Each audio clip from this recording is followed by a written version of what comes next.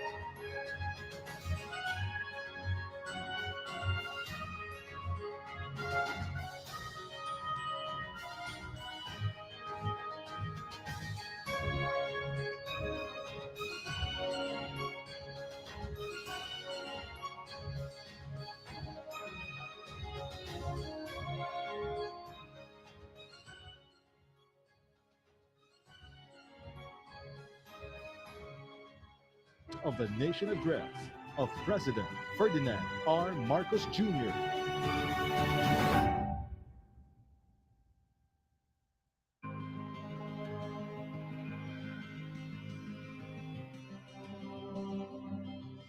To my fellow Filipinos, ang aking mga minamahal na kababayan, batid ko na hindi madali ang ating pinagdaraanan sa nakaraang higit na 2 taon.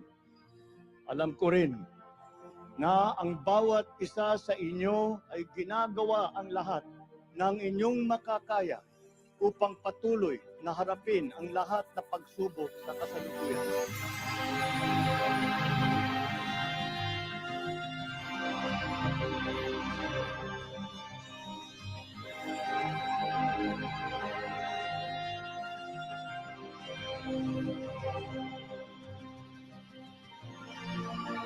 We will endure. Let our Filipino spirit ever remain undimmed. I know this in my mind. I know it in my heart. I know it in my very soul. The state of the nation is sound.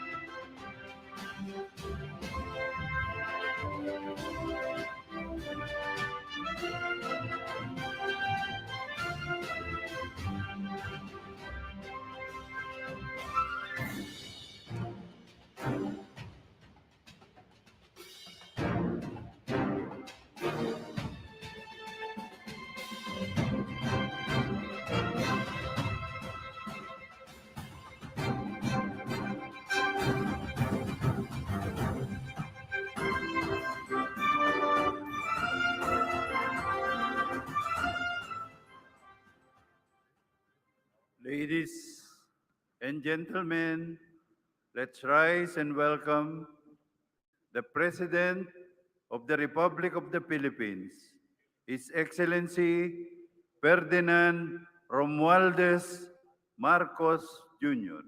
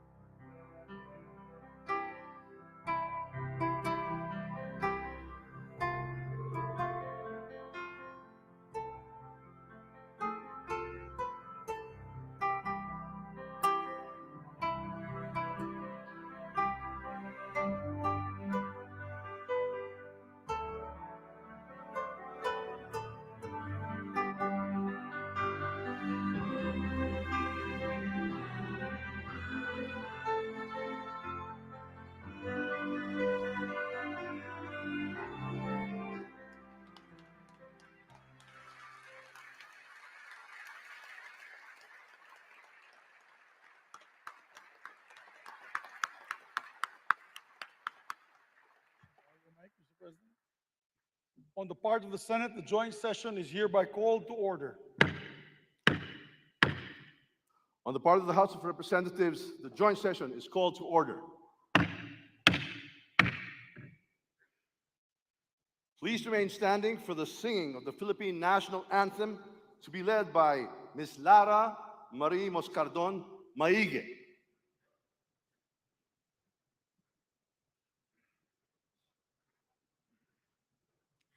Bayang magiliw, perlas ng silanganan, alab ng puso, sa dibdib mo'y buhay. Lupang hinirang, tuyan ka ng magiting, sa manlulupig, di ka pasisiil, sa dagat at bundok, sa simoy at sa langit mong bughaw. May dilag ang tula at awit sa paglayang minamahal.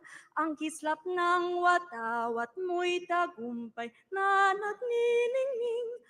Ang bituin at araw niya kailan pa may di magdidilim. Lupa ng araw ng luwalhatit pagsinta, buhay ay langit sa piling mo. Aming ligaya na pag may manghahapi ang mamatay ng dahil sa'yo.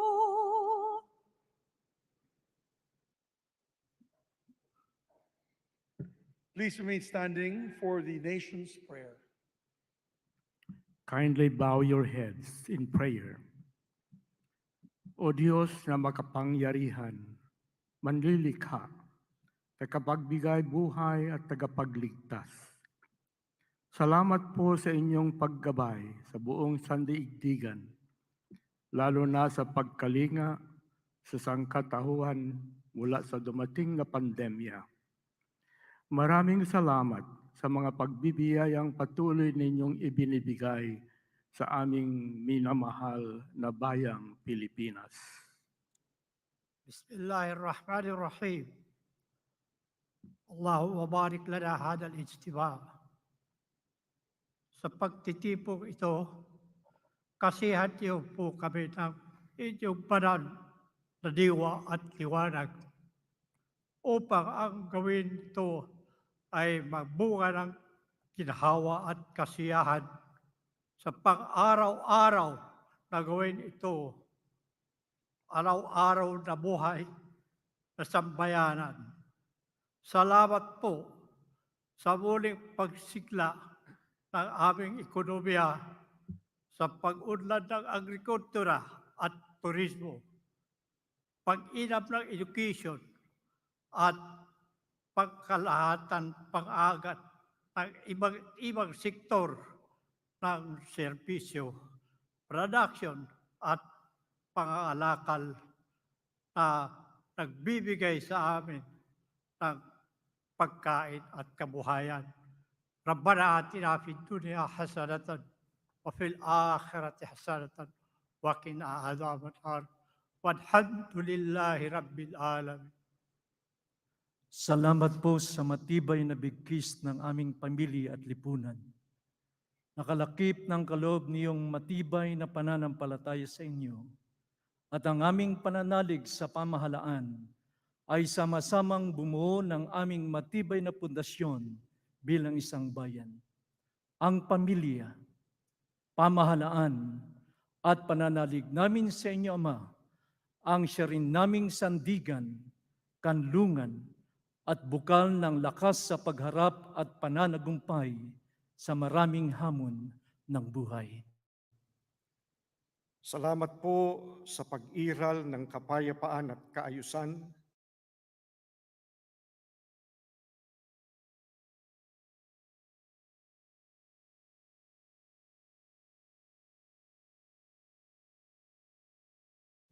Sa gitna at sa kabila ng iba't ibang pananaw, sa marubdob at masiglang diskurso ng aming demokrasya, tulungan niyo po kami upang makamit ang mas malalim, matibay malawak na kapayapaan sa ikabubuti ng lahat. Akayin niyo po kami sa pagpapaunlad panglalo ng ekonomiya upang makarating ang mas maraming biyaya sa bawat tahanang Pilipino. Kalakip nito, bigyan niyo rin po kami ng dunong at pagkakaisa sa pagharap at pangangasiwa ng hamon ng climate change. Maghari po kayo ng ganap ang inyong banal na diwa sa puso at isip ng aming mga mamamayan at mga pinuno, mga mambabatas, na mamahala at mga hukom, 10 ng kanilang mga tauhan, upang ang buong katapatan, ang paglilingkod nila at kagandahang loob na manguna sila at maglingkod tungo sa mapayapa, makatarungan, maayos, maunlad, masagana at masayang pamumuhay ng buong sambayanan. Itinatalaga po namin ang gawain ito sa inyo pong mabunyi at dakilang pangalan.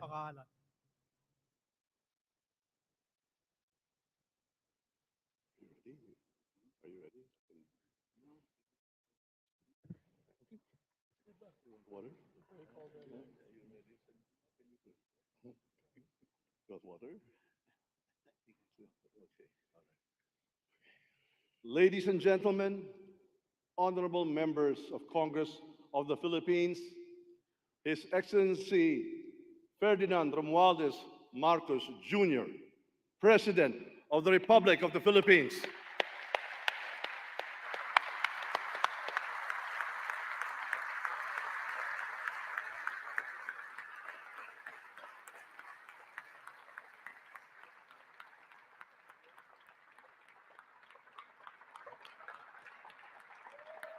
Thank you.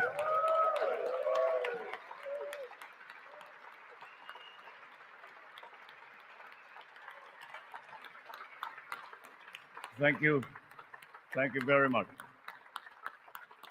Allow me to greet Vice President Sara Zimmerman Duterte, the former presidents, our former presidents, President Joseph Ejercito Estrada and President Gloria Macapagal Arroyo, Senate President Juan Miguel Zubiri, and the honorable members of the Senate, House Speaker Ferdinand Martin Romualdez, and the honorable members of the House of Representatives, Chief Justice Alexander Gismundo, and the honorable justices of the Supreme Court, His Excellency, Most Reverend Charles John Brown, and the esteemed members of the Diplomatic Corps, Executive Secretary Lucas Bersamin, and the members of the Cabinet, First Lady Luis Araneta Marcos,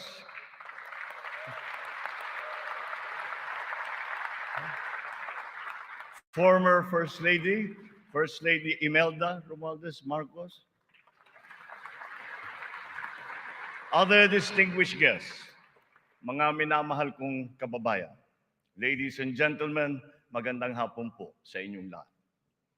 1 year ago today, I stood here before you, setting forth the plans that we have to improve our economy, bring jobs to our people, improve the ease of doing business, recalibrate our educational system to adapt to the new economy, lower and rationalize energy costs, boost agricultural production, enhance healthcare, and continue social programs for the poor and the vulnerable. Let me now report to the people on the successes that we can now lay claim to, and also the challenges that we continue to face. Last year, we emphasized certain strong headwinds that were confronting us along with the rest of the world in our post-pandemic economic recovery. And the biggest problem that we encountered was inflation. Maraming kaganapan sa mundo ang nakapagpagulo sa maayos na takbo ng pandaigdigang merkado. Bukod sa digmaan sa Ukraine, naroon ang patuloy na epekto ng pandemya. Pinalala pa ito ng pagbabawas ng produksyon ng mga bansang pinagkukuhanan natin ng langis. Nang tumaas ang presyo nito, nagsumura na rin ang presyo ng iba't ibang bilihin, ang gasolina, ang kuryente at ang pagkain. Ramdam sa buong daigdig, pati na sa Pilipinas, ang naging pagtaas ng mga presyo ng bilihin noong mga nakalipas na buwan. Sinuri nating mabuti ang sitwasyon. Sa tulong ng ating mga ekonomista, nakapagbalangkas tayo ng mga polisiya na magsisilbing pundasyon ng ating ekonomiya sa mga susunod na taon. Ito ay nakasaad sa ating medium-term fiscal framework na sinuportahan ninyo sa Kongreso. Kasabay nito ang paglulunsad ng mga estratehiya na mapalakas sa kakayahan ang ating mga kababayan at mga sektor ng ating ekonomiya. Nakakita po tayo ng magagandang resulta. While the global prospects were bleak, our economy posted a 7.6% growth in 2022, our highest growth rate in 46 years.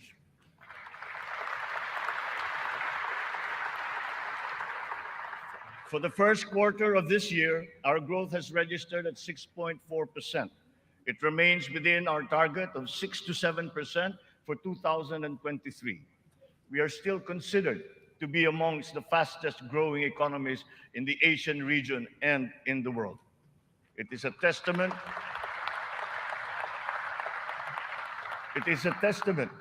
to our strong macroeconomic fundamentals. Our financial system, the nerve center of our economy, remains strong and stable. Banks, the transmission arms of our monetary policy, have strong capital and liquidity positions. Stimulated by the relaxation of pandemic restrictions, transactions once again have flourished alongside the booming e-commerce that was undeterred by the pandemic in 2022. The digital economy contributed 2 trillion pesos, the equivalent of 9.4% of our GDP. The economy is revived and rejuvenated, backstopped by a favorable enabling environment and the strong rule of law. This year, the World Bank projects a 6% overall growth rate, well within the range of our targets for the year. It is anchored on strong local demand, underpinned by consumer spending, and draws strength from the BPO industry and, of course, the steady flow of remittances and the continuing jobs recovery. Inflation rate is moving in the right direction. From 8.7% in January, our inflation has continued to ease up in all regions, settling now at 5.4% for June. What this means is that in spite of all the difficulties, we are transforming the economy. We are stabilizing the prices of all critical commodities. According to the Bangko Sentral, inflation is expected to ease further by the close of the year and projected at 2.9% by 2024.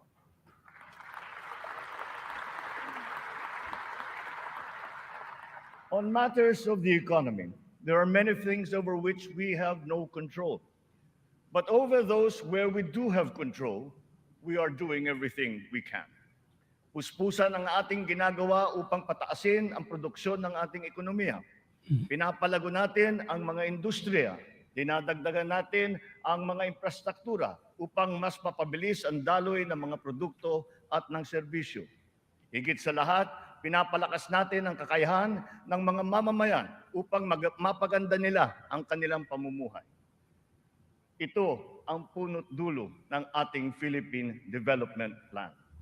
Investments in public infrastructure and in the capacity of our people through food, education, health, jobs, and social protection remain our top priority. For this year, economic and social services were allocated almost 70% of the national budget. Higher revenue collections will be critical in our bid to bolster public investments. Under our fiscal framework, we envision our tax and revenue efforts to further increase to up to 16.9% and 17.3% by 2028. Revenue generation has improved this year. From January to May, the Bureau of Internal Revenue has posted record collections amounting to 1.05 trillion pesos, an increase of almost 10% over the last year. For its part, the Bureau of Customs has also increased its collection by 7.4% for the first 7 months of 2023, amounting to 476 billion pesos. Since July 2022, we have seen increased revenues from PAGCOR of 47.9% and from the PCSO of 20%. We therefore seek, once again, the continued support of Congress to enact into law the policies and reforms under our fiscal framework. Sa mga nakalipas na buwan, nakita natin ang pagbaba ng presyo ng bilihin sa iba't ibang mga sektor. Napatunayan natin na kayang maipababa ang presyo ng bigas, karne, isda, gulay at asukal. Malaking tulong ang Kadiwa Store na ating muling binuhay at inilunsad. Ang layunin ng Kadiwa ay pag-ugnayin ang mga magsasaka at ang mga mamimili. Walang iba pang namamagitan. Wala nang dagdag na gastos at patong. Maganda ang kita ng magsasaka, nakakatipid din ang mga mamimili. Sa mahigit 7,000 kadiwa na idinaos sa buong Pilipinas, 1.8 million na pamilya ang nakinabang sa mababang presyo ng bilihin.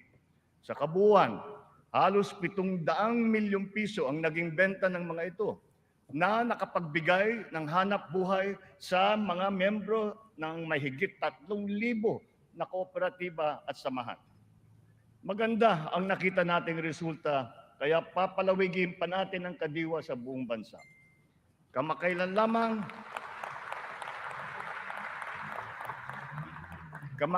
lamang ay nagsanib puwersa na ang mga ahensya ng pamahalaan upang lalo pang patibayin ang Kadiwa.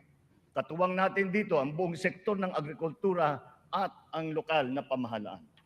Our aim is to boost our local agricultural production through consolidation, modernization, mechanization, and improvement of value chains, augmented by timely and calibrated importation as needed. Nakita nating tumaas ng 2.2% ang sektor ng agrikultura sa unang 3 buwan ng taong ito. In our quest for food security, our methods are now more guided by science and the balance of nature, so that production is both sustainable and responsible, benefiting both this and future generations. Our fisheries codes must be revised to incorporate and strengthen science-based analysis and determination of fishing areas. This approach will protect both the interests of our fisherfolk and our fisheries and aquatic resources. To this end, we will seek the support of Congress to amend the code to guarantee sustainable development of our fisheries sector in harmony with environmental balance.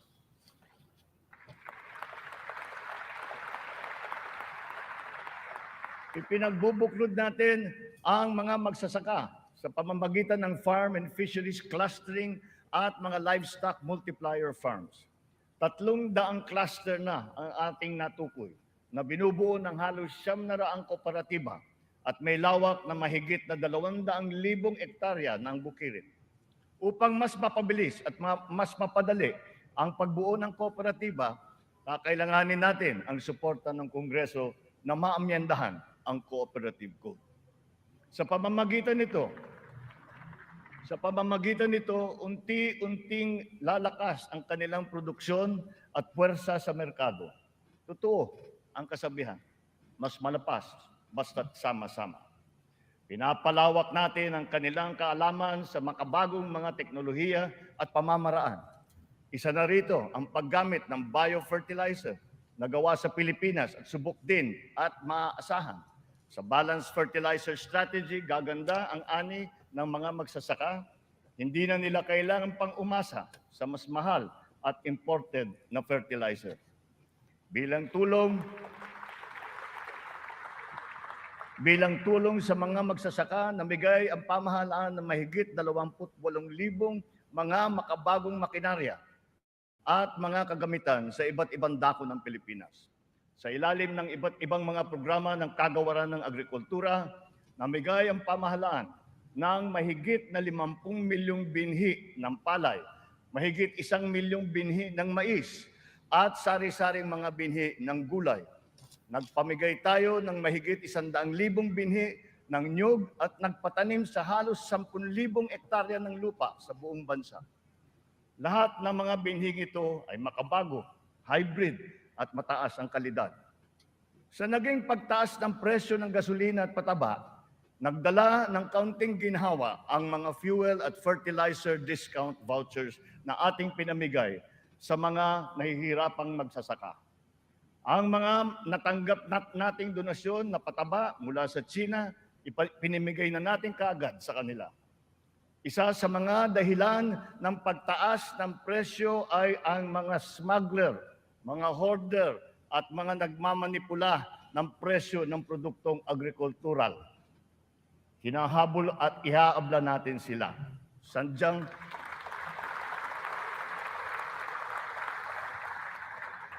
Sadyang hindi tama ang kanilang gawain at hindi rin ito tugma sa ating magandang layunin.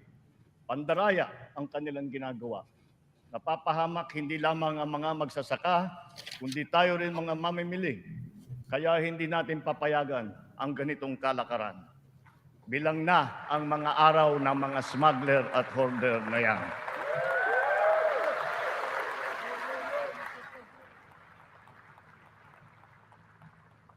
Mahalaga ang infrastruktura para masuportahan ang may 14 na milyong hektarya ng sakahan. Inayos natin ang geo-agri-map ng mga farm-to-market roads ng buong bansa upang maidugtong mabuti ang mga sakahan sa mga pamilya. Alinsunod dito, karagdagang 600 kilometro ng mga FMR ang ating nilatag sa iba't ibang panig ng bansa. Binigyan din natin ng patubig ang mahigit na 49,000 hektarya ng bukirin sa buong Pilipinas. Nagpagawa tayo ng halos 4,000 mga karagdagang fabrication lab, production at cold storage facility na magagamit ng lahat. Sa tulong ng Kongreso, nakapagpatayo tayo ng 24 na multi-species hatcheries upang maparami ang produksyon ng mga isda. Nakabantay tayo sa anumang banta ng mga sakit at peste na maaring dumapo sa mga pananim at alagang hayop. Malapit na tayong magkaroon ng mga epektibong gamot at bakuna labang sa mga ito. Samantala, pinapalakas natin ang biosecurity levels ng mga alagang hayop bilang panlaban sa sakit. Tayo rin ay naghahanda sa El Nino na nagbabadyang tumama sa mga darating na buwan. Nagsimula na tayong maghanda at ang mga buffer stock at ang mga kagamitang patubig ay hinahanda na. Kung kinakailangan, magsasagawa pa tayo ng cloud seeding upang makapagdala ng ulan. Kasabay ng lahat na ito, hinihimok din natin ang ating sambayanan na magtipid ng tubig para sa malawakang paghanda sa banta ng tagtuyot. Tulad ng ating ipinangako, ipinagpatuloy natin ang reformang pansakahan. Mahalagang haligi ito ng sektor ng agrikultura na ating inaayos. Nitong nakalipas na taon, mahigit 70,000 titulo ng lupa ang ginawad sa mga benepisyaryo ng reformang agraryo.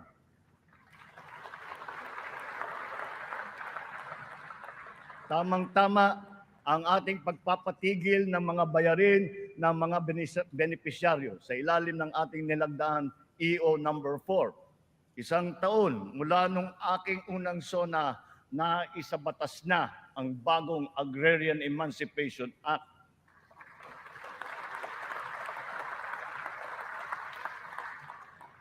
Dahil dito, ang 57 billion piso ng utang na pinapasan ng mahigit 600,000 benepisyaryo ay tuluyan ng nabura.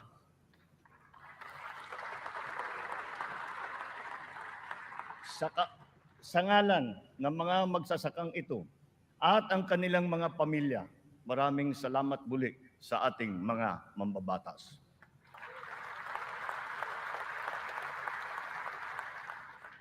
Ang tubig ay kasing halaga rin ng pagkain.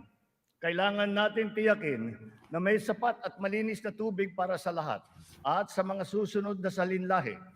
Kasama na rito ang tubig na ginagamit natin para sa sakahan.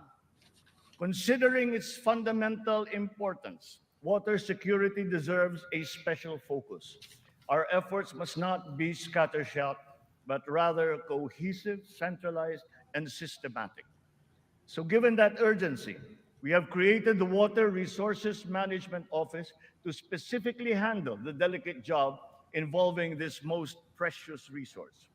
Nakikipag-ugnayan tayo sa Kongreso upang maipasa ang batas para sa pagbuo ng isang Department of Water Resource Management.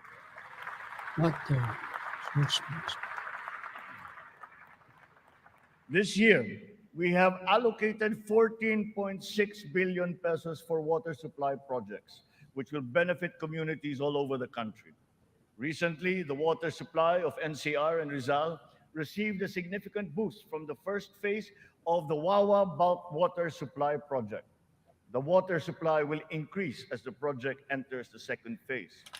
We have installed 6,000 rainwater collection systems across the country in preparation for the looming dry spell brought about by El Nino.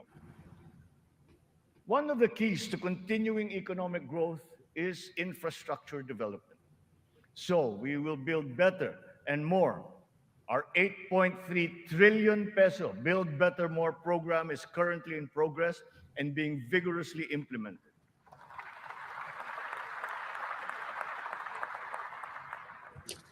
Ang buong bansa ay makikinabang sa 174 na proyekto sa ilalim ng programang ito. Hindi lamang natin pinapagpatuloy ang mga nasimulan ng mga proyekto, lalo pa natin pinapalawak. Kaya naman, ang 123 proyekto dito sa Build Better More program ay bago. The flagship projects cover investments in the areas of physical connectivity, water resources, agriculture, health, digital connectivity, and energy. Physical connectivity infrastructure, such as roads and bridges, seaports, airports, mass transport, account for 83% of this program. Our infrastructure spending will stay at 5 to 6% of our GDP.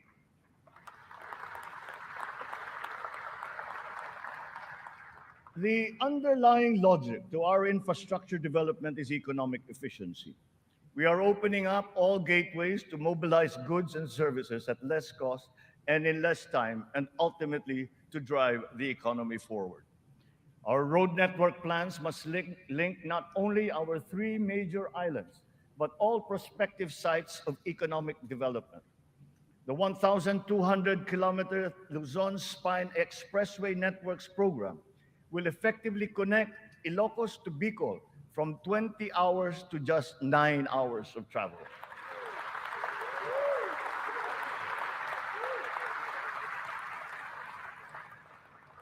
Under the Mega Bridge program, 12 bridges totaling 90 kilometers will be constructed, connecting islands and areas separated by waters.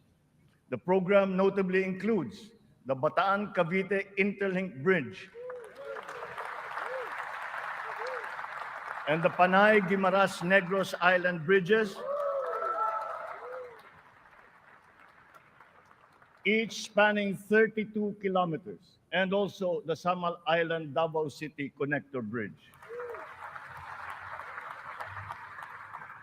As of June this year, we have constructed, maintained, and upgraded more than 4,000 kilometers of roads and around 500 bridges across the country. Crucial airport and port development projects across the country have also been completed, including Cebu Pier's 88 Smart Port and the new passenger terminal buildings of Clark Airport and the Port of Calapan. We initiated several railway projects with a total length of more than 1,000 kilometers. Notably, the southern leg of the North-South commuter railway system is now in full swing. In a few years, travel from Pampanga to Laguna will be reduced from 4 hours to just 2.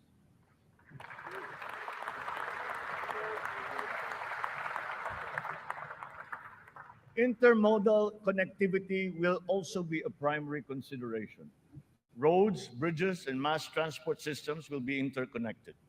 This network will provide access and passage to vital and bustling economic markets, such as agriculture hubs, tourism sites, and key business districts. For strategic financing, some of the nation's high-priority projects can now look to the newly established Maharlika Investment Fund without the added debt burden. In pooling a small fraction of the considerable but underutilized government funds, the funds shall be used to make high impact and profitable investments, such as the Build Better More program.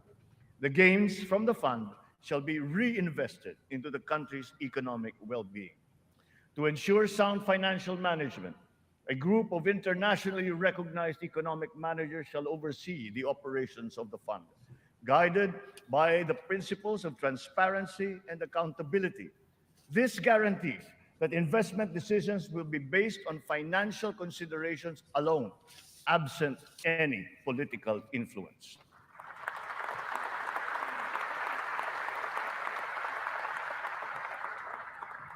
The funds for the social security and public health insurance of our people shall remain intact and separate.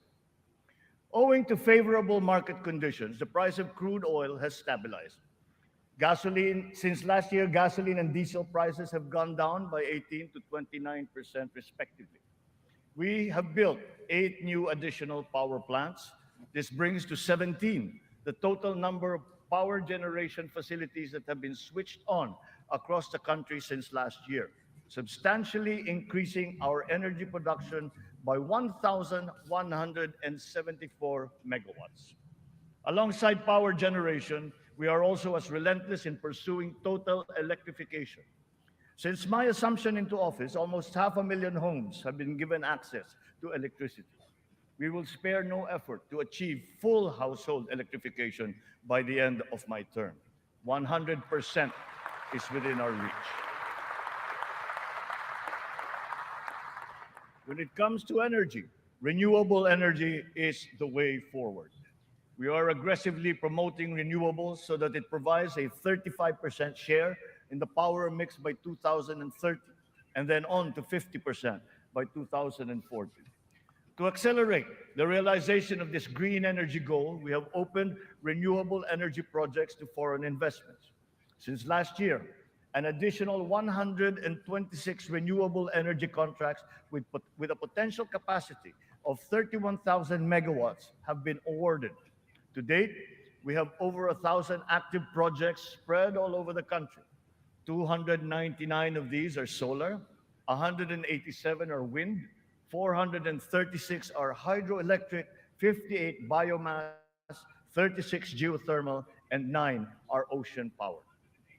The Malampaya project has been a boon to our country, energizing 20% of Luzon.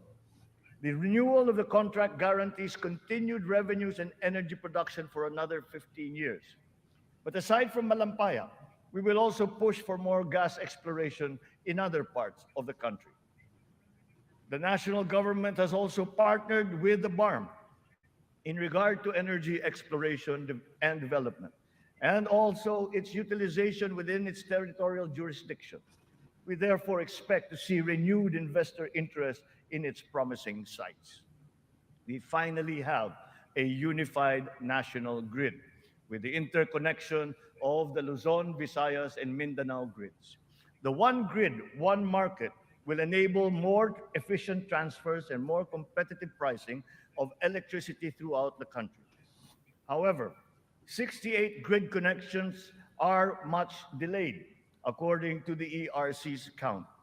We are conducting a performance review of our private concessionaire, the National Grid Corporation of the Philippines. We look to NGCP to complete all of its deliverables, starting with the vital Mindanao, Visayas, and Cebu Negros Panay interconnections. Habang pinapabuti natin ang lagay ng ekonomiya, pinapalakas din natin ang kakayahan ng Pilipino. Ito ay sa pamamagitan ng mahalagang armas ng edukasyon, magandang kalusugan at trabaho. Malaking bahagi ng pondo ng pamahalaan ay inilaan para sa mga ito. Sa ating pagtahak sa kaunlaran, walang mamamayang Pilipino ang maiiwanan. Para sa atin, ang bawat buhay bawat buhay ay mahalaga. Ano man ang edad, kasarian, pangkat, relihiyon o pisikal na kondisyon, sila ay kukupkupin at tutulungan. Naglalaan tayo ng sapat na pondo para sa mga paglingap ng mga lubos na nangangailangan. Layunin natin na sila ay makabangon, mabigyan ng sapat ng kakayahan at maging produktibo. Hindi lamang DSWD, kundi pati ang DOLE, ang DepEd, TESDA, CHED ay tumutulong sa ating mga kababayan nangangailangan. Ang AIX, TUPAD, TVET for Social Equity, Social Pension for Indigent Senior Citizens, at ang Cash for Work para sa mga PWDs ay ilan lamang sa mga mahahalagang programa ng pamahalaan para sa kanila. Nariyan din ang Integrated Livelihood Program Kabuhayan upang matulungan ang mga maliliit na negosyo. We are inclusive in our pursuit of social protection. The pension of the military and the uniformed personnel is as important, as urgent, and as humanitarian as that of all other civilian Filipino employees. Efforts are underway to make it fully functional and financially sustainable. We are once again working closely with Congress to ease the transition from the old system to the new one, so as to be able to guarantee that no effects are felt by those in the uniformed services.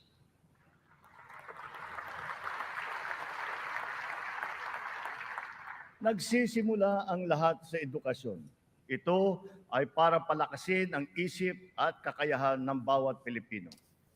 Ang ating butihing Vice Presidente na kalihim din ng kagawaran ng edukasyon ay tumutulong upang tiyakin na ang bawat batang Pilipino ay mabibigyan ng nararapat at kalidad na edukasyon.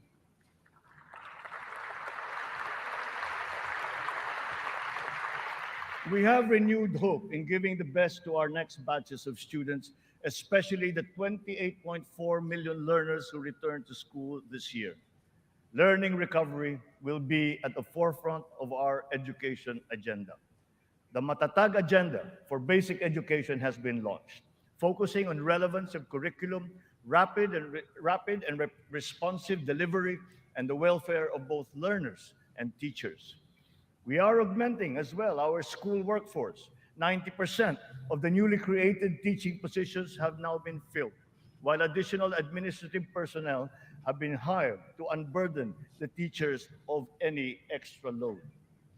Taking to heart the lessons of the pandemic, alternative delivery modes and blended learning methodologies have been adopted to ensure unhampered learning.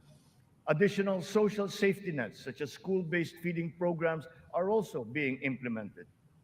Learners will be made more resilient.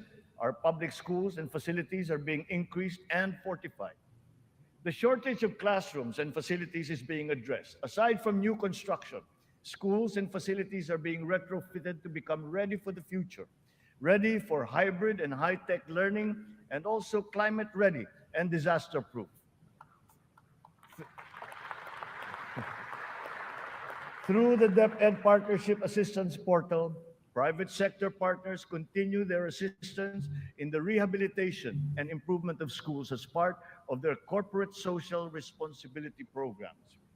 We are recalibrating the K-10 curriculum to ensure that it is always relevant, responsive, and at par with international standards. Literacy and numeracy skills need to be strengthened. The virtue of good citizenship and sense of community are also now integrated into our curriculum. We continue to exhaust all efforts to keep our young people away from the sinister influences in the dark corners of society. We are making available to them their participation in formal schooling, alternative learning, non-diploma courses, or in technical vocational education and training, or TVET. TVET continues to prove itself to be an empowering educational intervention. There are many examples of how its graduates have gone on to secure competitive technical jobs. Since last year, more than 1 million Filipinos graduated from the TVET, one-third of whom were TESDA scholars. More and more of our higher education institutions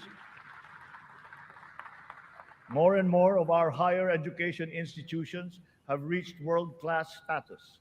This year, 52 Philippine HEIs have been included in the World Universities rankings compared to just 15 last year. We will not let a student's financial constraints be an hindrance to his or her education. We have activated social safety nets, such as skills development training and youth employment programs. Tertiary education in state universities and colleges will remain free for our qualified students.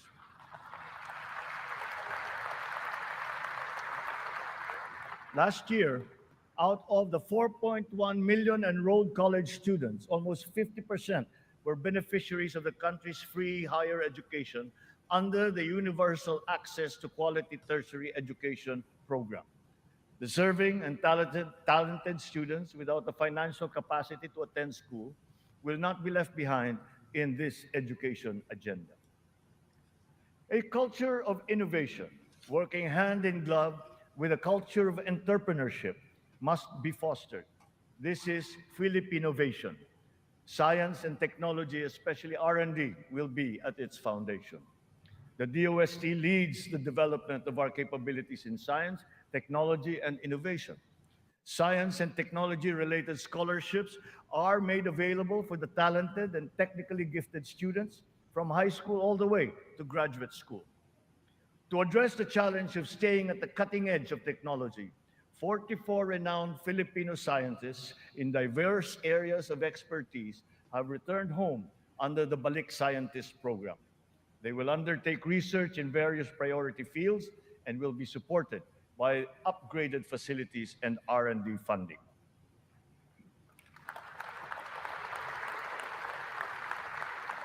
The Philippines has launched 2 additional satellites into space.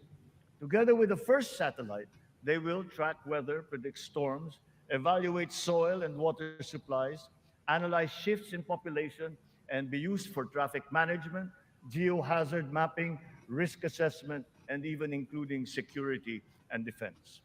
Science, technology, and innovation will drive the quality and competitiveness of our workforce, as well as our manufacturing, export, creative, and service industries in existing markets and in new ones waiting to be explored. The bane of the mismatch between jobs and skills among our workforce is being rectified through strengthened government, industry, labor, academic partnerships, and the continuous reskilling and upskilling training programs that we have put before our workforce. For our seafarers to continue to excel, maritime education in the Philippines has been strengthened. This will progress and solidify our country's position as a global maritime hub through the steady supply of competent Filipino seafarers to foreign merchant marine vessels. The question about the European Union's recognition of the standards of training of Filipino seafarers has, after 17 years, finally been resolved.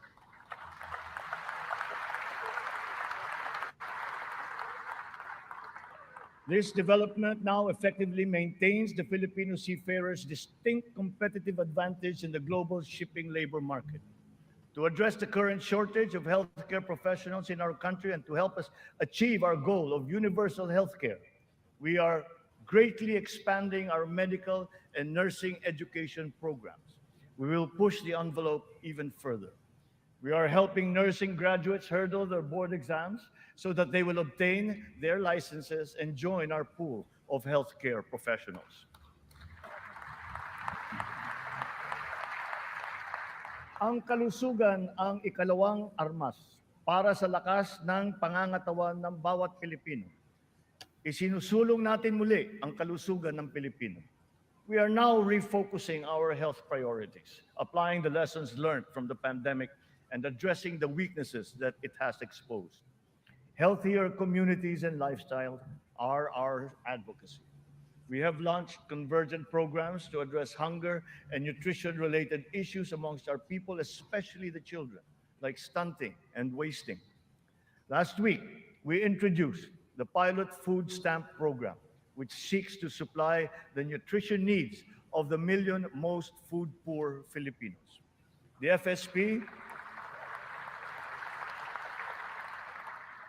The FSP shall complement our nutrition continuity programs, such as the First 1,000 Days program, which ensures nourishment for the first 3 years of a child's life. The supplemental feeding program is for our children attending daycare centers. The K-6 program will feed kindergarten to grade 6 public school students who are suffering from wasting and severe malnutrition. We are catching up on the routine vaccinations of our children. As of this year, more than 80% of our eligible children have been vaccinated against measles, rubella, and polio. Nananawagan ako sa lahat ng mga magulang na kumplituhin ang mga bakuna ng kanilang mga anak at magtungo sa pinakamalapit na health center para sa mga libreng bakuna. The whole of society must exert efforts to suppress the alarming rise of tuberculosis and HIV/AIDS. To stem the tide, the strategic plan is to ensure early diagnosis and treatment and ample testing sites and medications. Our healthcare system is undergoing structural changes. Public health facilities are being increased, both in number and in capability.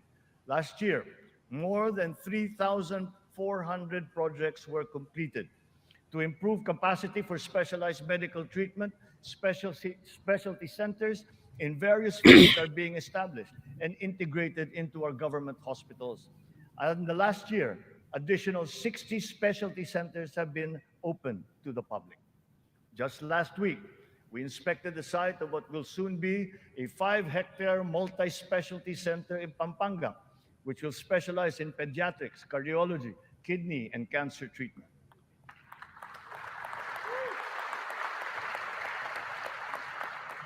We are working for a more direct, efficient delivery of services through integrated primary care providers and networks in partnerships with the LGUs and our partners in the private sector.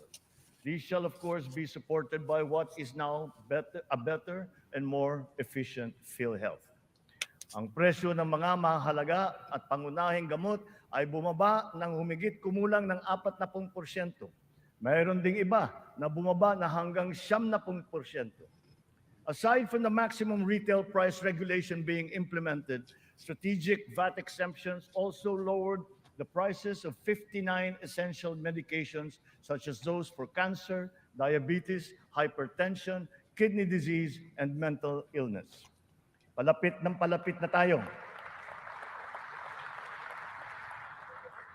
Palapit na tayo sa hangarin na ang lahat ng Pilipino ay makakakuha ng serbisyong pangkalusugan. Sa ngayon, mahigit 93% na ang kasapi sa PhilHealth. Sa pinagandang konsulta package ng PhilHealth, 21 klase ng mga gamot at 13 laboratory service ang ibibigay ng libre. Ngayon, meron na tayong mahigit 2,000 konsulta center sa buong bansa. Ang bilang na ito ay mas marami ng 35% mula nung nakalipas na taon. Upang mas lalo pang makatulong sa mga pasyente, ang dating 70 libreng dialysis session ay inakyat na natin sa 156.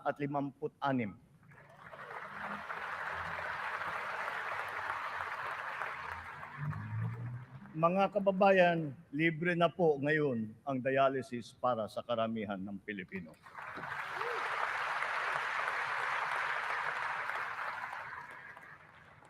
Noong nakalipas na taon, mahigit 3.4 million na Pilipino ang nabigyan ng tulong sa ilalim ng Medical Assistance for Indigent Patients program ng DOH.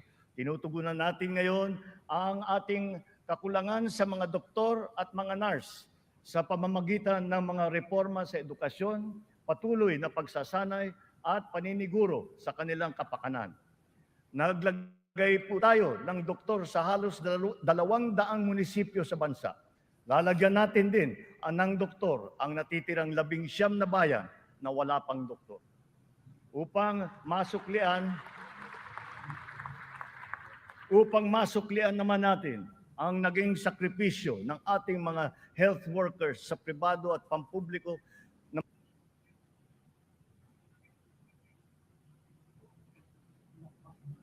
Mga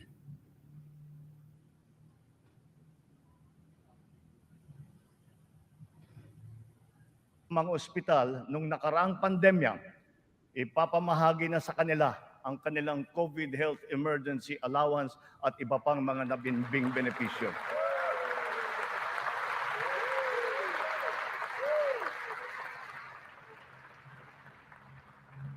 Kasabay ng pangangalaga natin sa edukasyon at kalusugan ng ating mamamayan, tinitiyak din natin na may sapat at magandang hanap buhay sa loob at maging sa labas ng bansa. As of May this year, our employment rate rose to 95.7%, clear proof of the improvement from the severe unemployment that we experienced during the height of the pandemic. Employment then was at a low of 82.4%. But even with our current high level of employment, we must do more. We will generate additional jobs for the remaining 4.3% of our workforce, as well as for the 11.7% underemployed Filipinos seeking better employment opportunities. Under the banner of our fast-growing economy, we are aggressive in our investment and business promotions and facilitations. For that, we have not limited ourselves to the local economy, but we have looked to the global economy for partnerships and agreements. Our independent foreign policy, a friend to all and enemy of none, has proven effective. We have formed strategic alliances with our traditional and newfound partners in the international community. We have embarked on foreign trips to promote the interest of the country for peace building and for mutually beneficial purposes. These economic missions have yielded an estimated total investment value of 3.9 trillion pesos or 71 billion US dollars, with a potential to generate 175,000 jobs. The implementation of recent economic reforms is underway. BOI-approved investment projects have reached 1.2 trillion pesos during our first year, while other strategic investments approved for processing through the newly established green lanes amount now to 230 billion pesos.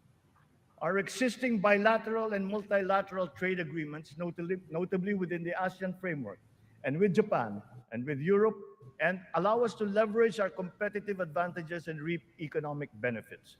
We will continue to forge more of these international partnerships that will lead to a more balanced trade strategy and a healthier economic position. The Regional Comprehensive Economic Partnership, or RCEP, is now in force. It is a multilateral trade arrangement with the ASEAN and other countries such as Australia, China, Japan, Korea, and New Zealand. We can now have competitive access to a regional market that comprises 2 billion people. As we address our weaknesses and develop competitiveness in other potential areas, we must also play to our strengths. Our competitive advantage must be leveraged.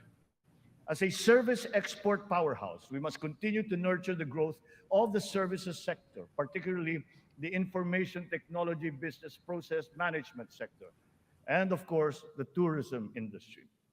Our tourism has always been a reliable pillar of our economic growth through the years, providing livelihood to more than 5 million of our citizens. Because of the reopening of the economy and the phenomenon of revenge travel, this sector is headed for a great rebound. From January to June this year, we have received 3 million international visitors. This number is already 62% of our 4.8 million target for the entire year. Mga kababayan, ang lahat ng mga ginagawa natin ito ay magbibigay bunga sa libu-libong hanap buhay para sa ating mga kababayan. Yan mga kaibigan, mukhang To create these investments, lapit na matapos yung ating Pangulo sa kanyang talumpati. An enabling business environment is in place, that there is peace and order, and that the rule of law governs. We will solidify our country's reputation as an attractive and reliable investment destination. Building on institutional reforms of recent years, we have created green lanes for strategic investments and expedited the business processes in various sectors and investment modalities. A progressive and rationalized system of taxation is a component of the ease of doing business. The CREATE law has made our corporate tax and incentive schemes equitable and business-friendly. There are more structural tax reforms that must be introduced to allow us to reach our socio-economic targets. Digitalization is the call of today, not the call of the future, not the call of the future, but of the present. It is here, it is needed, and it is needed today. Government must fully embrace digitalization to provide better service to the people through its vital frontline services and its back-end functions. Digitalization will support the government's data-driven and science-based planning and decision-making. It is the greatest, most powerful tool, not just to improve the ease of doing business, but also against many forms of graft and corruption. Data shows that digitalization, in conjunction with government streamlining efforts, has significantly boosted efficiency. Notable examples are in the areas of government payments, company and business registrations, issuance of permits and licenses, loan applications, and revenue collection. All our digitalization efforts will be linked to our payment systems, whose digital transformation has been accelerating at a remarkable rate. Digital payments accounted for 42% of the total retail payments made in 2022, whether by businesses or individuals or by the government. Its high trajectory is now well positioned to achieve Bangko Central's target of 50% of total retail payments by this year. The eGov PH app has also been launched. As envisioned, all key government services are to be integrated into the single and centralized mobile app for the convenience of the general public. The national ID system will be at the core of this digitally transformed network of government services. It will fundamentally change the lives of each Filipino. At 87% total registration, we are now closer to establishing a complete, accurate, and reliable digital database of our own for the entire population. This has already been integrated into the eGov PH app and can be now accessed by our citizens. Consistent with this transformative policy direction, all government offices must then ensure that their vital services are digitalized immediately. In response to this call, the Department of Migrant Workers launched last week the Department of Migrant Workers Mobile to make the journey of our overseas Filipino workers easier. Because of system upgrades, our internet speed has improved. As of June of this year, our fixed broadband speed ranks 47th amongst 180 countries. This ranking is 11 places higher than it was last year. Our mobile internet speed is now ranked at 83 out of 142 countries, which is 8 places higher than it was last year. There will be more improvements as our internet infrastructure undergoes further upgrades. Early this year, Starlink went live in the Philippines, now providing high-speed satellite broadband connectivity. Our national fiber backbone and broadband ng MASA projects will also deliver high connectivity and high-speed internet. We are prioritizing geographically isolated and disadvantaged areas. The DICT has been directed to consolidate all these digitalized government services into the eGov PH app, to establish the National Government Portal and the Philippine Business Data Bank to improve the internet speed in our country. With our e-commerce roadmap firmly in place, we are poised to take this digitalization drive further and beyond, utilizing e-commerce to take full advantage of new technologies. The first bill that I signed into law was the SIM Registration Act, because we are mindful of the risks and vulnerabilities that can lead to negative consequences. Digital users and consumers shall be protected from identity theft, phishing, other online scams through essential systems and safeguards, such as cybersecurity, data privacy, consumer complaint mechanisms, and financial literacy campaigns. The trainings necessary to ease the transition of those whose jobs would be affected by the shift to digitalization are also now being included in the curricula and programs offered by TESDA, DICT, and other agencies of government. It is our wish that one day foreign employment will be driven by choice, not by necessity. It remains a noble calling that our OFWs have answered, requiring great sacrifice from them, their families, and their communities. We are engaging with our partners in the international community to ensure a safe working environment for our countrymen. And as we do so, we are also putting in place responsive mechanisms for the social welfare, repatriation, and reintegration of our returning OFWs into the Philippine economy.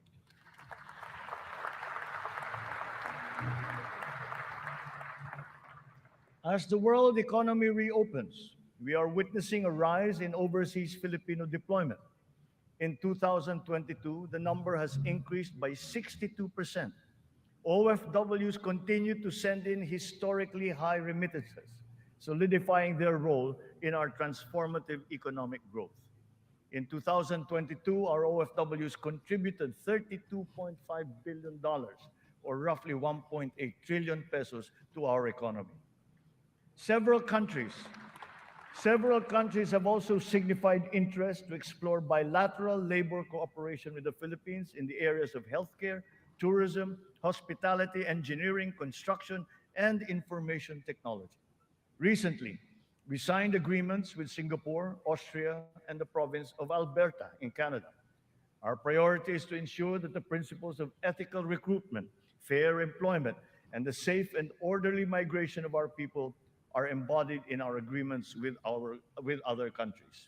For example, the deployment issue in the Kingdom of Saudi Arabia has now been resolved. And as of today, 70,000 of our OFWs have already been deployed to Saudi Arabia for employment.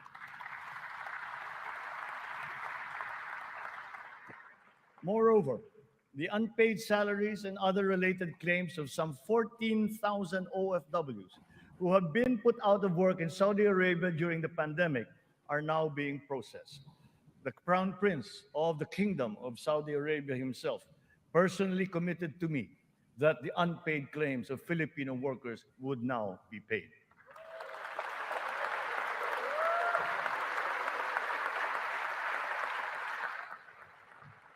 The continued employment of some 50,000 workers and the deployment of many more Filipino seafarers aboard EU vessels has also been assured.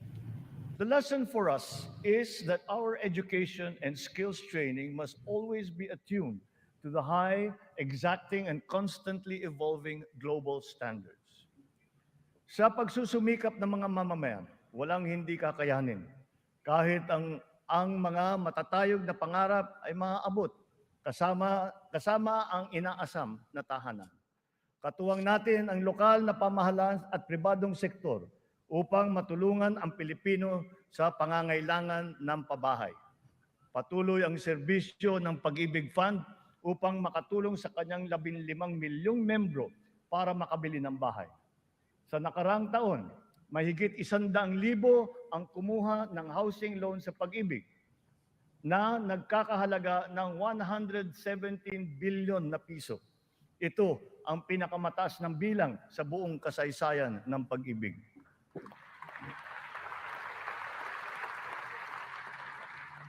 Itong nakalipas na taon, mahigit 148,000 na kabahayan at mahigit 30,000 mga Certificate of Eligibility of Lot Award ang naipamahagi sa Luzon, sa Visayas at sa Mindanao sa ilalim ng sari-saring mga programang pabahay ng pamahalaan. Mahigit 35,000 residential free patent at agricultural patent titles naman ang naibigay sa mga benepisyaryo nito sa buong bansa. Hindi pa dito natatapos. Papalawigin pa natin ang ating programa sa abot-kayang pabahay, lalo na para sa mga mahihirap nating kababayan. Itong nakalipas na taon, inilunsad natin ang Pambansang Pabahay para sa Pilipino Housing Program o 4PH. Nagkaroon na tayo ng groundbreaking sa 25 lugar sa iba't ibang bahagi ng bansa. Nagpirmahan na rin ng kasunduan upang simulan ang mga proyekto sa mahigit 100 lokasyon. Kung susumahin natin ito, mahigit 1 milyong kabahayan ang maialay natin sa ating mga kababayan sa buong bansa.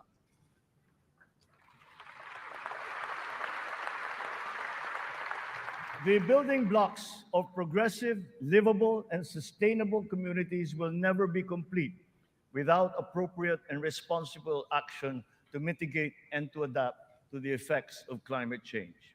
We can never lose sight of our responsibility to the future. The economic agenda cannot and will not ever be incompatible with our climate change agenda. Climate change is now an important criterion in our integral national policies, in planning, decision-making, up to the implementation of programs. The potential advantages of such enlightened policies extend to jobs and livelihood, with the unlocking of the development of the green and blue economies. We have learned many painful lessons from past disasters, but we continue to be alert and prepared in our disaster response. It has in fact been commented that sometimes we are over-prepared for such natural disasters. Well, to continue that, we are reorganizing our response teams to make them more adaptable, agile, and effective in times of calamities and crises, with a clear unity of command. Our evacuation centers are being upgraded to withstand the greater forces of the new normal of extreme weather, as well as other natural and man-made disasters. Furthermore, new evacuation centers are also being built, of which 55 have already been completed. We remain committed to global decarbonization goals and the reduction of our carbon footprint. We preserve and protect the treasure that is our forests. Their value to the environment, to the ecology, and the economy is incalculable. We have adopted the concept of the circular economy, using nature as our model. The aim is to keep raw materials in a closed loop. In our world with scarce resources, the circular economy allows us to fully use these resources, minimize waste, and reduce the need for new resources, just as it is in nature. Just like our climate change action, this new system requires the participation of all sectors of society, up to each individual citizen, for it to succeed. Only a whole of government and whole of society approach will enable us to do all of these.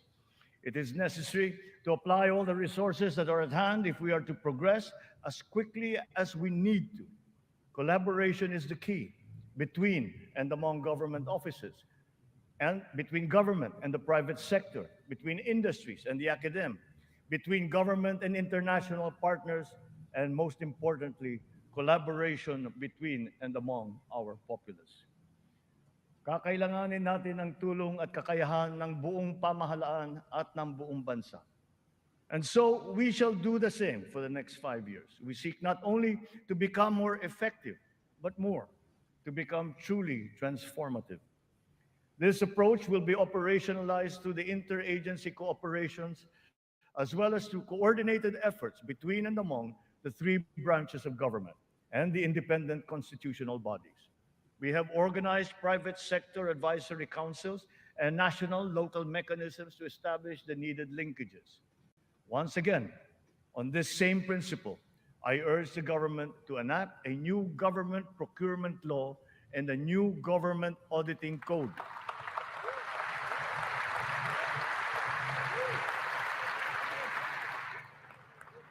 This to make government procurement and auditing more attuned to these changing times. We will give effect to the mandate of the Constitution and the Local Government Code as clarified by the Supreme Court very soon. Almost all the required devolution transition plans of the LGUs are done. To fully prepare them for optimal devolution, the necessary technical and financial assistance is being extended to our local governments. In everything that we do, the enduring Filipino quality of bayanihan will still be our guide. 5 taon mula nung matinding kaguluhan, babangon na ang Marawi City.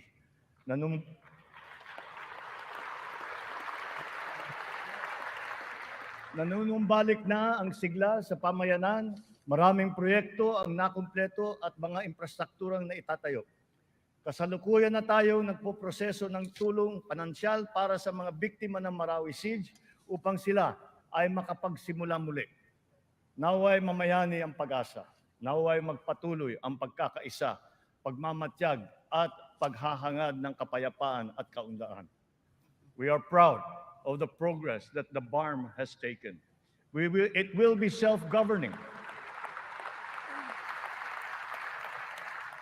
It will be self-governing, it will be progressive, and it will be effective. But this was only made possible because of the cooperation of all key groups. We talked to the local governments, the royal families, the MNLF, the MILF. We're all consulted and represented in this transition phase. The international community has also supported us in this smooth transition. Former adversaries are now partners in peace. Its functions have been defined, and its basic laws are now being written. Through the BARM, we have strengthened the nation's prospects for finally achieving sustainable progress anchored on a true and lasting peace in southern Philippines. We will continue to support the progress of the BARM, apace with our singular vision for all Filipinos.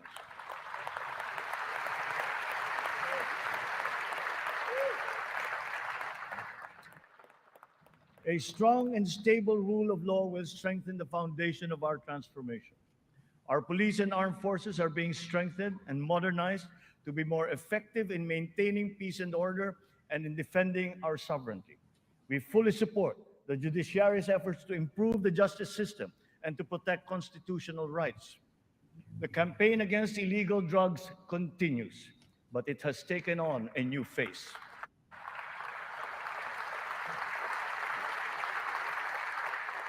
It is now geared towards community-based treatment, rehabilitation, education, and reintegration to curb drug dependence amongst our affected citizenry.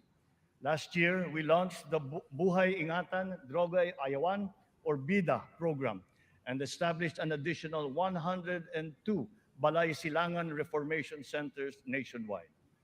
We will relentlessly continue our fight against drug syndicates, shutting down their illegal activities,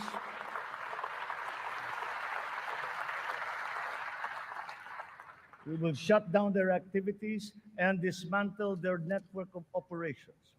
Unscrupulous law enforcers and others involved in the highly nefarious drug trade have been exposed. I will be accepting their resignations.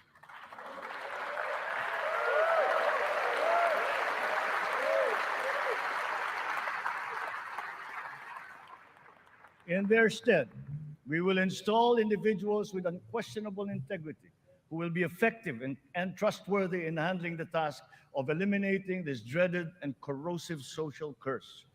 We cannot tolerate corruption or incompetence in government.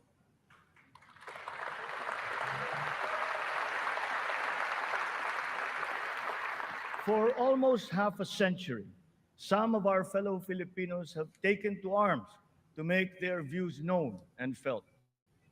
We are now at the point in our history when their armed struggle has evolved. We have now progressed together towards peace and development. We have incorporated capacity building and social protection into our reintegration programs to guarantee full decommissioning of former combatants. Through community development and livelihood programs, the barangay development and enhanced comprehensive local integration programs have been effective in addressing the root cause of conflict in the countryside. To complete this reintegration process, I will issue a proclamation granting amnesty to rebel returnees, and I ask Congress to support me in this endeavor.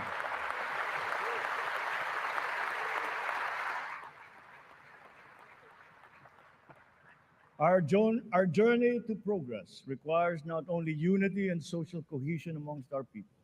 It is also imperative that our nation remains intact and inviolable, our sovereignty preserved. We will protect our sovereign rights and preserve our territorial integrity in defense of a rules-based international order.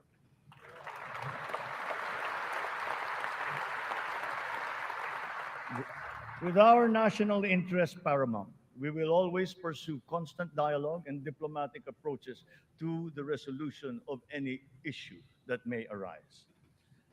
So the initial results of our efforts inspire confidence. Let us continue to be relentless in our aspiration of peace and progress. This has not been the work of a single person, neither a single branch of government, nor even the whole government acting alone. This is the collective synergy achieved by all Filipinos working together. It took a whole of nation effort to achieve this immediate recovery from our pandemic slump. Unity was what made us rise once more. Nagsisimula pa lamang tayo. Ang pagbangon ng ating bayan ay magpapatuloy pa. Hinihiling ko ang inyong tiwala at pakikiisa. Sa ganitong paraan, makakamtan natin ang ating tanging hangarin, ang maginhawa, matatag at panatag na buhay para sa lahat ng Pilipino.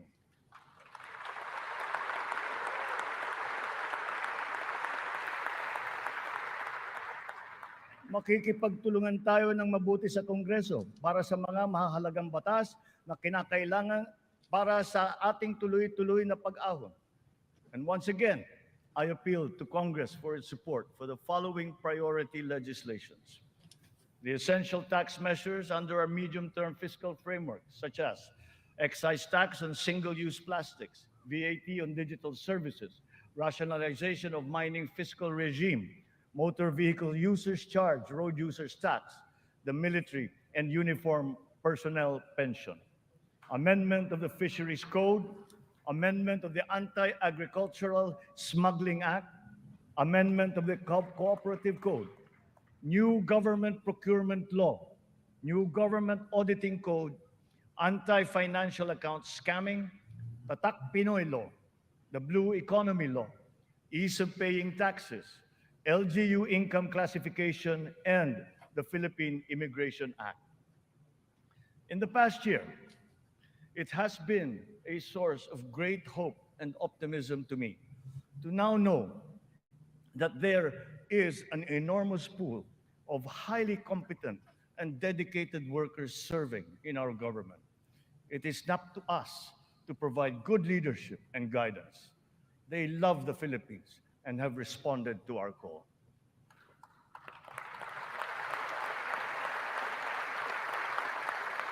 I have stated before that my confidence in our future was grounded in our world-class quality workforce, be they the farmers in the field, corporate giants, government officials, school teachers, health workers, or employees. That confidence has been further buoyed by the demonstration of love for the Philippines. Every Filipino has unanimously risen to the challenge that we have made to them to be part of our nation's future. Handa silang maghandog ng tulong dahil mahal nila ang kanilang kapwa Pilipino at mahal na mahal nila ang Pilipinas. And thus, with this in my heart, I know that the state of the nation is sound and is improving. Dumating na po ang bagong Pilipinas. Maraming salamat po sa inyo.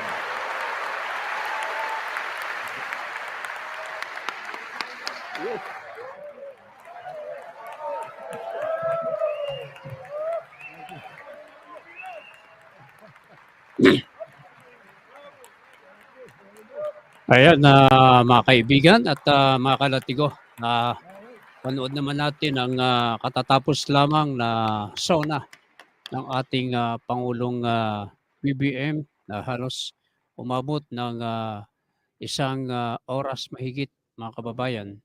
At kanyang inilatag ang mga priority bills na kanyang binanggit kanina. Napakinggan naman ninyo yan. Yung excise tax, mining tax, personnel uniform, mga fuel law, immigration law, at marami pa po iba siyang binanggit. At syempre sa kabuuan, inilatag ng ating Pangulo ang malakas na programa ng Marcos administration pagdating sa agrikultura, sa economic, at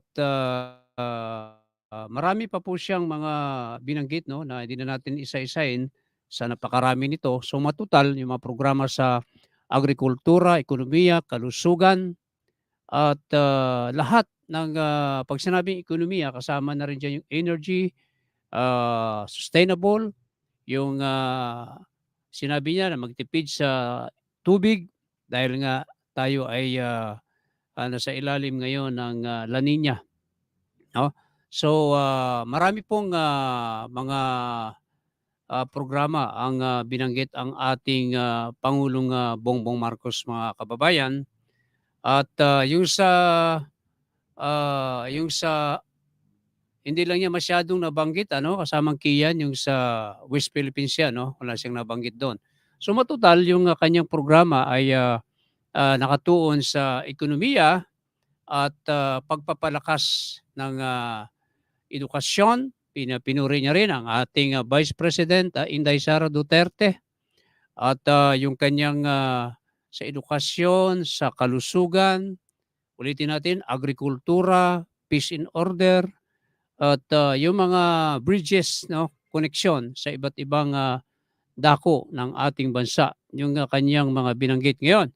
Ano ba sa tingin ninyo itong pahayag ng ating Pangulong BBM? Kayo ba ay kontento na sa kanyang binanggit na programa sa kanyang ikalawang SONA ngayong July 24, 2023? Ayan, shout out kay Mama Jocelyn Navarro, kay Jose Mangulabnan, at kay Busan Pedro, kay Tisoy Barrera, at sino pa yan? Si Busan Pedro, Jose Mangulabnan, sa ating profile po yan. At syempre, dito sa ating YouTube channel, Orchid Mong na Australia, Lini Pedranya, Buglad, Tens Lizardo, Aida Narsabal Mendoza. Yan, medyo dito naman sa ating si Ma'am Orchid Mong nanonood sa ating Facebook Live sa Latigo News TV, si Jeffrey Bautista mula dyan sa Doha, Qatar, Eddie Del Mondo mula dyan sa San Fabian, Pangasinan,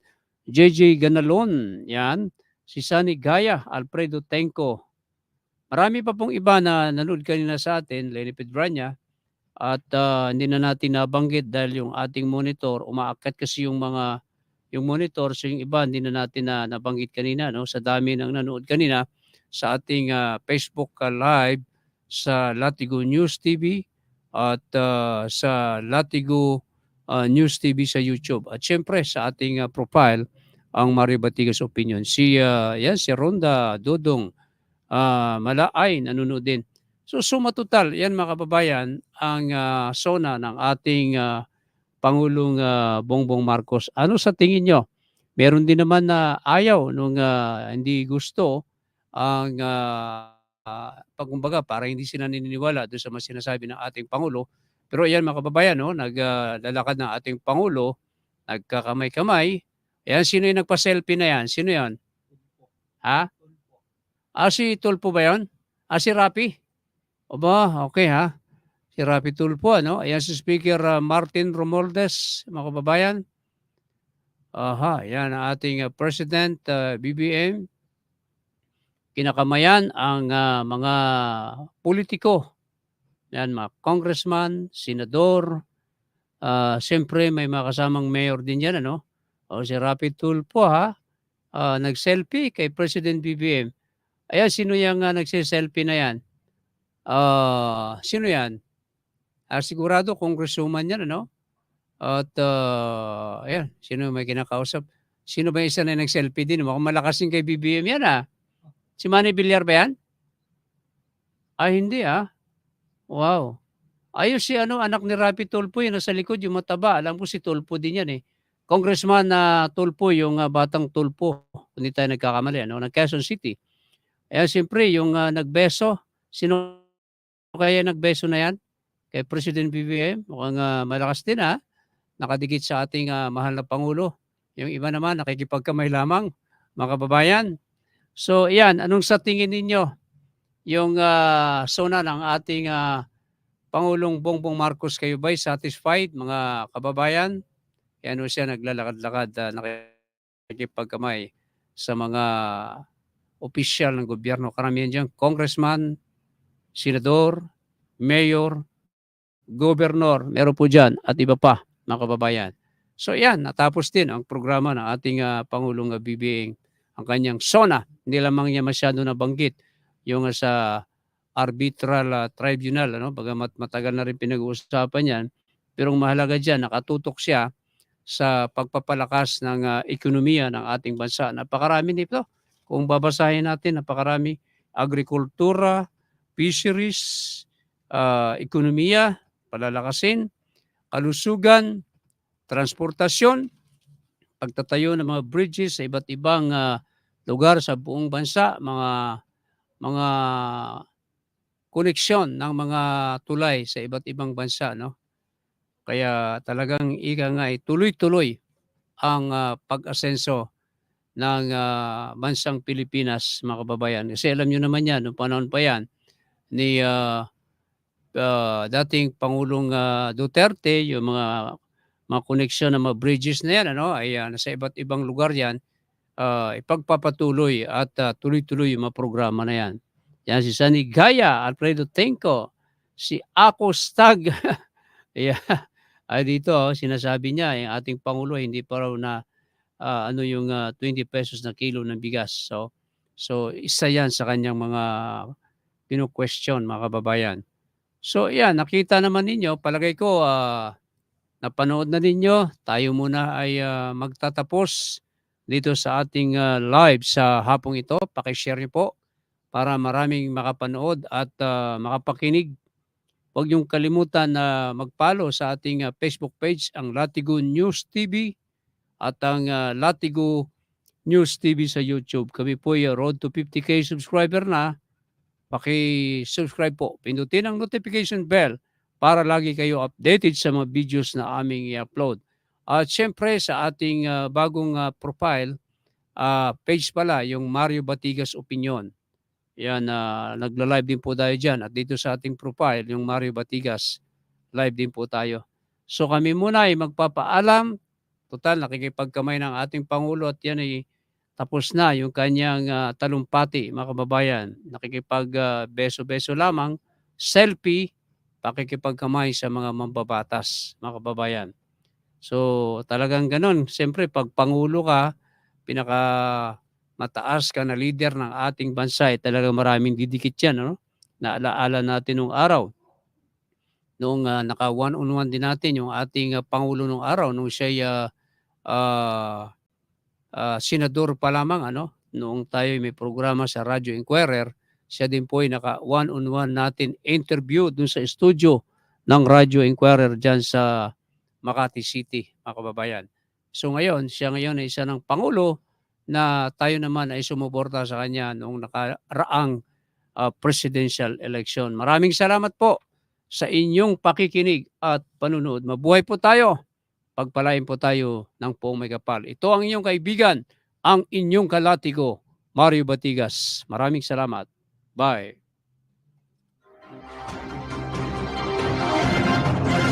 Sumainyo ang isa na namang edisyon ng programang Latigo ni Mario Batigas. Mas barakong-barako. Dito lamang sa Latigo. Si Mario Batigas sa Latigo, mas barakong-barako. Si Mario Batigas, si Latigo sa balita at komentaryo. Lumalatay, sagad sa buto.